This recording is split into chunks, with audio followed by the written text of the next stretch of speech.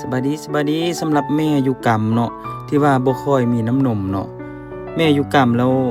น้ำนมน้อยเนาะหรือว่าน้ำนมบ่ออกอย่าลืมเอาต้นอันนี้เด้อต้นมักหว่าเนาะหรือว่าเขาจะเอิ้นต้นเดือปองเนาะชื่อวิทยาศาสตร์เฮาจะเป็นเดือปองมันจะมี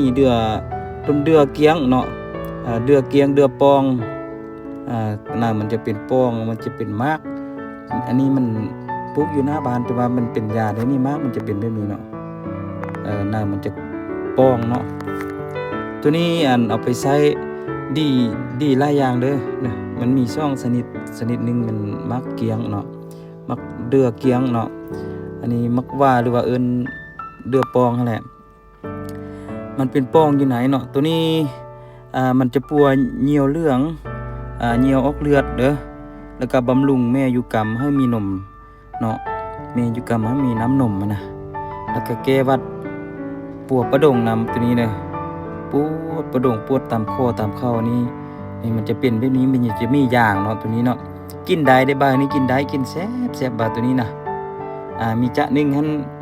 ใบมันน้อยหยาวเนาะอันต้นเดือเกียงนี่ดอยน้อยหยาวเนาะ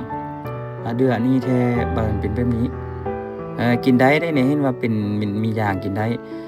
แม่อยู่กำนี่ทักต้นเอาเด้อฟันต้นแล้วก็ล้างน้ำดีๆแล้วก็ทางเปลือกก็ได้ทาง